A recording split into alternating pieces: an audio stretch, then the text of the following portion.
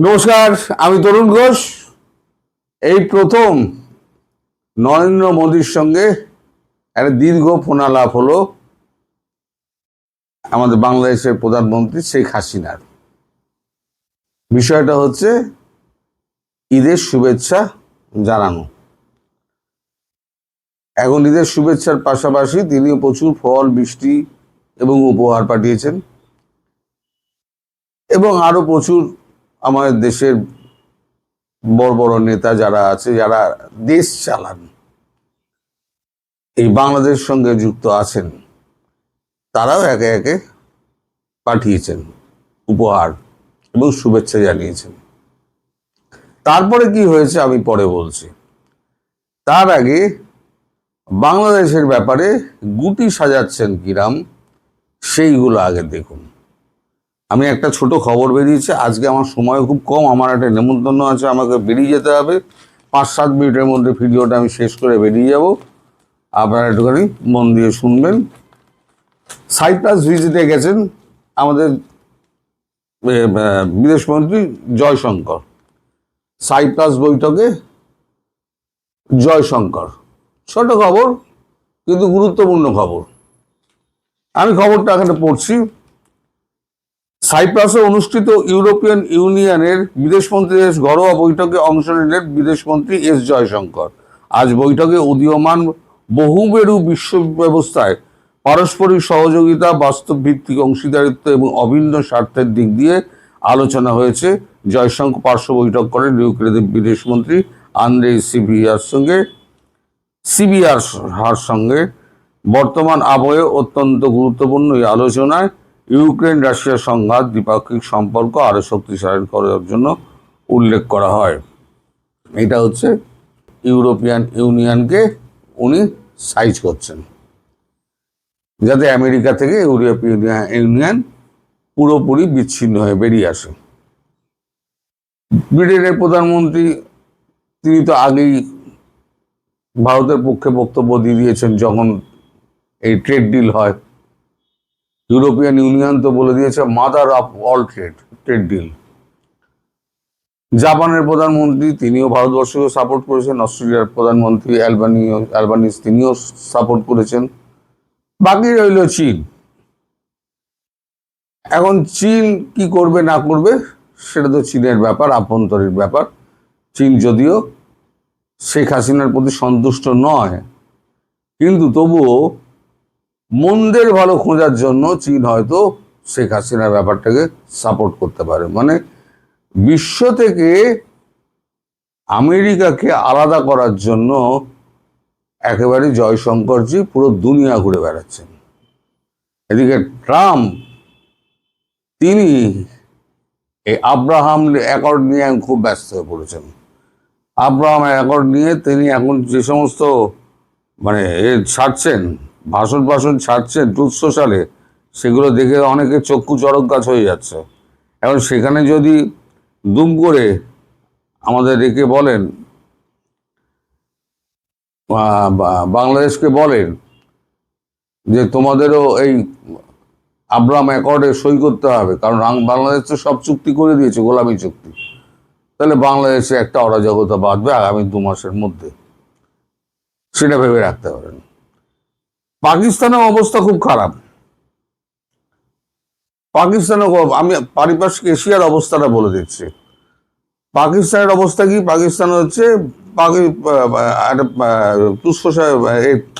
আমাদের এক্স হ্যান্ডেলে বেরিয়েছে, Pakistan based terrorist and Lashkar-e-Taiba Deputy Chief Saifullah Kasuri has reportedly issued a public warning against any move by Pakistan to recognize Israel, threatening severe consequences for leaders including Army Chief Asim Munir and Prime Minister Shehbaz Sharif. এই হচ্ছে কাসুরির ছবি, তিনি কালকে বক্তৃতা দিচ্ছেন। ফলে এই যে চারদিকে যে ঘেটে যাওয়া একটা অবস্থা না, এই ঘেটে যাওয়া অবস্থাটা এখন ফায়দা তুলবে ভারতবর্ষ। ভারতবর্ষ সব জানে কোথায় কি হচ্ছে না হচ্ছে, শুধু বর্ডারটা ওই জন্য তো তাড়াহুড়ো করে 45 দিন নয় 30 দিনের মধ্যে কমপ্লিট করো। এইবার আসি শেখ হাসিনার কথা। দেখুন, শুধু সাইপ্রাসে বসে আছেন কিন্তু জয়শঙ্কর, তিনি কিন্তু ওখান থেকে শুভেচ্ছা জানাতে ভোলেননি ঈদ উপলক্ষে। শুভেচ্ছা জানিয়েছেন অজিত দোভাল, রাজনাথ সিং, সবাই যারা যারা মন্ত্রিসভা বড় বড় অবস্থায়, কেসি বেণুগোপাল কংগ্রেসের, তিনিও জানিয়েছেন। সোনিয়া গান্ধী, রাহুল গান্ধী, প্রিয়াঙ্কা গান্ধী, তারাও জানিয়েছেন। সবার সঙ্গে ওনার সম্পর্ক তো খুব ভালো। এবং মোদিজির সঙ্গে যখন কথা হয় তখন উনি একদম বলেন যে ভারতবর্ষ এবং ভারতীয় সরকার যেভাবে আমাকে আতিথেয়তা প্রদান করেছে তাতে আমি মুগ্ধ, এবং এই ঋণের কৃতজ্ঞতা আমি শোধ করতে পারবো না। আগামী বছর আমার আমন্ত্রণ রইল, আপনারা বাংলাদেশে আসবেন অতিথি হিসেবে, আমি যাতে আপনাদের সেবা করতে পারি। অর্থাৎ তিনি শিওর যে আগামী বছর তিনি দেশে ঈদ পালন করবেন। কতটা শিওর হচ্ছেন তিনি খবরটা রাখছেন, কোথায় কি হচ্ছে না হচ্ছে, ভারতবর্ষ কোথায় কি করছে না করছে, তিনি মোটামুটি একটা হিসেব করছেন। 2-3 মাস হয়তো আর সময় লাগতে পারে।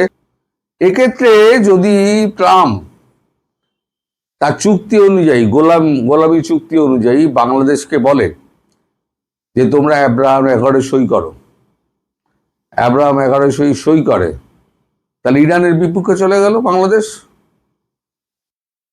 একটা মুসলিম রাষ্ট্রের বিরুদ্ধে চলে গেল। তো সব মুসলিম রাষ্ট্রগুলোকে একসঙ্গে তো অ্যাব্রাহাম অ্যাকর্ডে সই করাচ্ছে। অ্যাব্রাহাম অ্যাকর্ড নিয়ে আমি একটা আলাদা করব, মানে ভিডিও করব, আজকে সময় নেই বলতে পারবো বিস্তারিত অ্যাব্রাহাম অ্যাকর্ডটা কি এবং কেন তার প্রয়োজনীয়তা ট্রাম্প অনুভব করছেন এখন। তো যাই হোক, এখন যদি এটা হয় তাহলে বাংলাদেশে যত বিএনপি আছে, মৌলবাদী আছে, আওয়ামী লীগ আছে, সবাই একসঙ্গে দেখবেন রাস্তায় নেমে পড়েছে। এখন সরকার পক্ষ যেই থাকুক না কেন তাকে একেবারে কেটে কুচি কুচি করে দেবে। মানে এমন একটা অস্থির পরিস্থিতি হবে। ভারতবর্ষ সেই অস্থির পরিস্থিতিটার দিকে কিন্তু চেয়ে আছে। ভারতবর্ষ চুপ করে বসে আছে যে পরিস্থিতিটা খারাপ হোক, আমি দেখি। যদি বিনা যুদ্ধে আমার যদি জয় হয়ে যায় তাহলে পরে কেন আমি গোলা বারুদ খরচা করতে যাব, নিজেরাই মারপিট করে তো মরে যাবে তো। এবং অবস্থা সেদিকে যাবে। যদি আমেরিকা বলে একবার যে আব্রাহাম অ্যাকর্ডে সই করো, তাহলে তারেক রহমানকে ছুটে গিয়ে আব্রাহাম অ্যাকর্ডে সই করতে হবে। আর ছুটে গিয়ে সই করবেন, তখনই বাংলাদেশে একটা চূড়ান্ত খারাপ পরিস্থিতি হবে। ফলে আগামী 2 মাস বাংলাদেশের অবস্থা কিন্তু একটু নজরে রাখবেন। বাংলাদেশের অবস্থা খুব একটা ভালো হবে না, মার কাট হবে। সেই অবস্থার মধ্যে ভারতবর্ষ সৈন্যটা ঢুকিয়ে দিয়ে একদম পুরো মাঠ ফাঁকা করে দিয়ে একদম শেখ হাসিনাকে বসিয়ে দিয়ে চলে আসলো। শেখ হাসিনা হাতে রাজদণ্ড নিয়ে এই বাড়িতে শুরু করবেন। তখন তো ভারতীয় সৈন্য রয়ে যাবে, কে আসবি, আয় কে আসবি। তো যাই হোক, ভবিষ্যৎ তো ভবিষ্যতের কথা বলবে। কিন্তু এই যে উনি বলেছেন না, আগামী বছর আমাদের দেশে আপনাদের নেমন্তন্ন রইল, আপনারা আসবেন, আতিথ্যতার সুযোগ দেবেন, এর মধ্যে অন্তর্নিহিত একটা কথা রয়ে গেছে। আর একটা সিগনিফিকেন্ট ব্যাপার হলো, এই প্রথম মোদিজি অনেকক্ষণ ধরে, আমি ঠিক সময় যাই না, অনেকক্ষণ ধরে ওনার সঙ্গে কথা বলেছেন এবং রাজনীতি এবং তার বাংলাদেশে বর্তমান প্রেক্ষাপট নিয়ে তার সঙ্গে কথাবার্তা হয়েছে। নিশ্চয়ই কথাবার্তা হয়েছে, শুধু তো আর হাই হ্যালো করে ছেড়ে দেননি। আপনারা সবাই ভালো থাকবেন, সুস্থ থাকবেন, সাবধানে থাকবেন এবং ঈদ কাটানোর পরে নিজেরা পরিবার নিয়ে আরও সুখে থাকুন, ভবিষ্যতের একটা সোনালী দিনের অপেক্ষায় থাকুন, খুব শীঘ্রই সেই সোনালী দিন আসবে। নমস্কার।